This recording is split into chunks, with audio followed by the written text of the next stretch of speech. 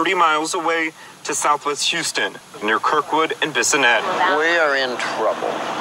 Bottom line, we are in trouble. Of course, I believe in miracles, and we've had many of them. I don't think we're going to have a good ending. I hope we have an ending. The group helping Houston police look for the missing 4-year-old girl is Texas EquiSearch. Their leader, Tim Miller, says they repositioned close to where the stepfather, Derion Vence, calls home. We hope more calls come in. It's leading us in different directions. We hope the investigation is going to lead us there, and it's all about her.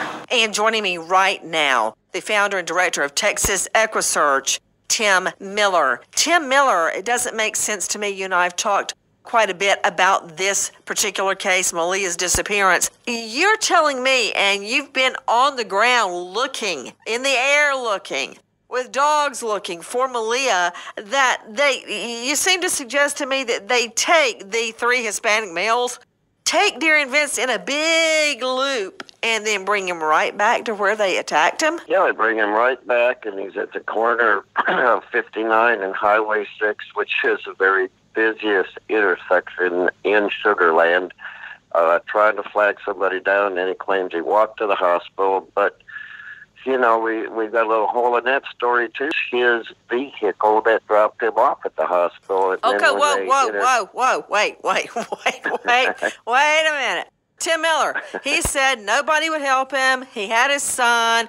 You can see the hospital video of him walking in with the 1-year-old son. What did you just say about a car dropping him off? Yeah, a car dropped him off. That certainly resembles the car that supposedly was missing and then found that Thursday. And actually, when they interviewed his brother, Joe, they asked Joe, can you explain why he was dropped off in his vehicle? And his brother Joe says, well, I'm just not going to comment on that right now. So I guess they gave him his car back. I'm not really sure. You mean the perpetrators that take 4-year-old Maleah and do God only knows what with her, drop him off, give him curb service? To John Cardillo joining me, former NYPD. John Cardillo, outside of emergency rooms and hospitals, there is almost always video surveillance cameras. Why? Because a lot of crimes are solved at emergency rooms and hospitals. People being dropped off by fellow gang members after a shooting. You want to get that license plate number.